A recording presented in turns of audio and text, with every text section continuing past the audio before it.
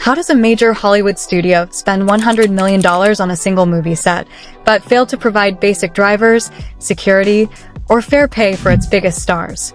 When Taraji P. Henson broke down in tears on live radio while promoting The Color Purple, she exposed a glaring breakdown inside the industry. Taraji revealed her base pay, quote, hasn't increased since 2018's Proud Mary, and that off any check, 80% instantly disappears to taxes and team overhead. I've been getting the same amount for films since, I think it was Proud Mary. Since Proud Mary, which was what year? 2018 was when I finally got a real quote. I haven't gotten a raise since then. And each and every project that I have to fight for that. You still have to fight. I have to fight for that. But the pay gap was only half the problem. Behind the scenes of a $100 million production, basic set logistics broke down. Cast members were initially forced to share single dressing rooms, meal catering was missing, and talent had to fight production just to get rental car drivers and security. I'm just tired of working so hard, being gracious at what I do, getting paid a fraction of the cost. It got so severe that Taraji confirmed on record she nearly walked away from the blockbuster entirely. And her public breakdown directly mirrored long-standing warnings from Monique and Cat Williams, who both pointed out that top-tier Black actors are continuously forced back to baseline negotiations regardless of their box office record.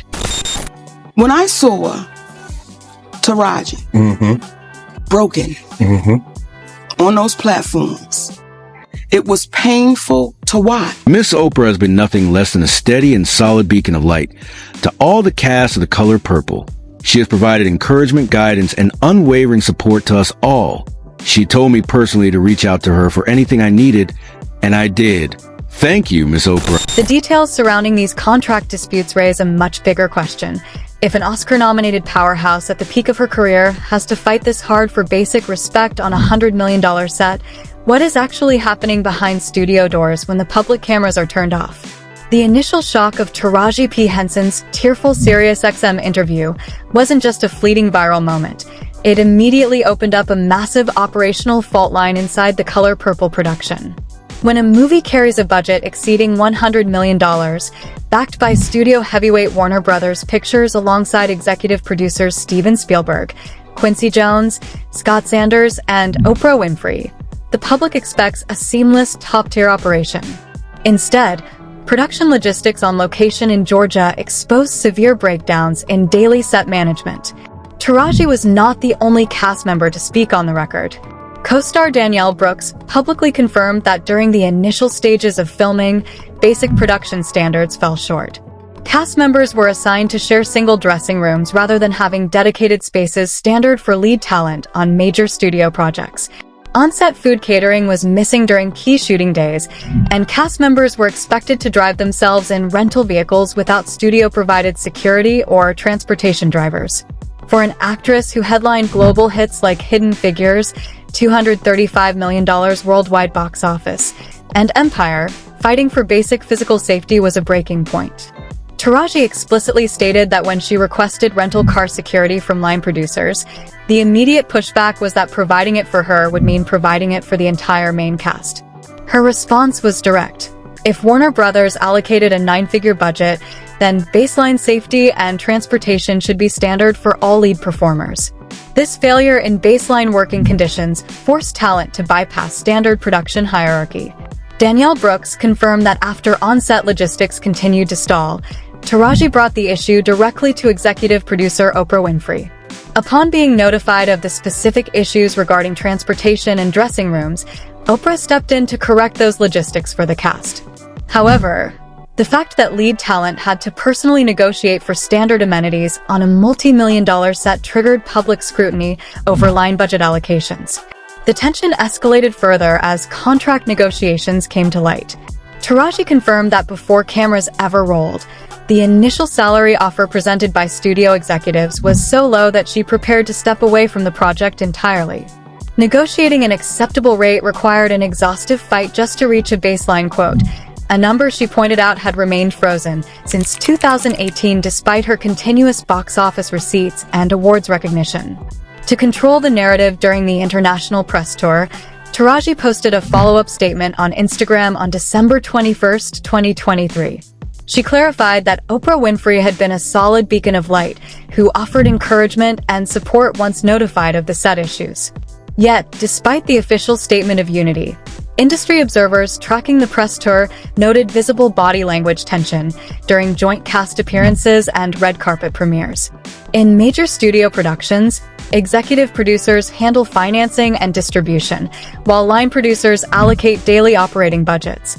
The failure to secure basic transportation for a high-profile black female cast highlighted a persistent gap between a film's public multi-million-dollar budget and the actual resources allocated to talent on the ground. Every new detail from the press run reinforced a glaring contradiction. A film marketed as a historical celebration of black female empowerment was simultaneously forcing its lead actresses to fight for fundamental workplace respect behind the camera. The rollout for The Color Purple completely transformed, devolving from a celebratory box office launch into a public debate on studio pay gaps and baseline resource management. The fallout quickly expanded beyond a single set dispute, igniting a much larger conversation about historical patterns in the entertainment industry. Taraji P. Henson's emotional breakdown did not happen in a vacuum. It immediately connected with a decade-long saga that had previously cost another Oscar-winning actress her standing in mainstream Hollywood. The public discourse rapidly shifted from one film's budget to a broader pattern of how outspoken talent is handled by studio executives. During her appearance on Club Shay Shay in February 2024, Monique directly addressed Taraji's public breakdown. Watching Taraji cry on live radio was painful, Monique admitted, because it suggested that the very issues she had fought over 10 years earlier were still actively affecting top-tier black actresses. Monique recalled a private conversation she had with Taraji over a decade prior inside a production trailer during the Monique show. Back then, Taraji's mindset was to stay patient, keep working, and wait for her turn to receive fair compensation. Monique's response at the time was blunt. Most actors die before their turn ever comes, which is why demanding market value in the present moment is essential. Monique's perspective was forged through severe professional consequences. After winning an Academy Award in 2010 for her performance as Mary Lee Johnston in Precious, an independent film made for $10 million, Monique stated she was labeled difficult by industry power brokers. According to Monique, her pushback stemmed from refusing to participate in uncompensated international promotional press tours that extended beyond her contractual obligations. When she refused to work without pay, she claimed studio doors abruptly closed, leading to a multi-year absence from major Hollywood productions. The structural mechanics of how talent navigates studio expectations came under heavy public scrutiny. When an actor openly names powerful executives or studios, rather than using vague generalities, the industry reaction can be swift. Monique pointed out that Hollywood tolerates talent expressing quiet struggle, but reacts aggressively when an actor publicly names figures like Oprah Winfrey, Tyler Perry, or Lee Daniels. To many observers, speaking up about compensation or working conditions appeared to carry a high professional cost. The debate deepened as critics and industry observers broke down the actual financial mechanics behind Hollywood contracts that Taraji had referenced. Based on the financial breakdown Taraji described, a large gross check can shrink dramatically after taxes and representation fees. Off a gross payout, up to 50% can go directly to state and federal taxes. Talent agencies may take around 10%, managers can take another 10%, legal fees may range near 5%, and public relations or support teams take additional cuts. Under this typical industry structure, a reported multi-million-dollar deal can leave an actor with a fraction in actual net earnings, out of which they must fund their team overhead, personal expenses, and career survival between projects. This financial reality illustrated why top-tier stars frequently find themselves renegotiating from scratch on every project. Despite headlining massive box office hits, Black actresses often face lower initial quote offers because studio systems operate under the assumption that alternative opportunities are limited. Seeing Taraji reach her boiling point after years of following traditional industry expectations created a public realization. The long-standing idea that staying quiet and waiting for studio loyalty would eventually yield equal treatment was openly questioned.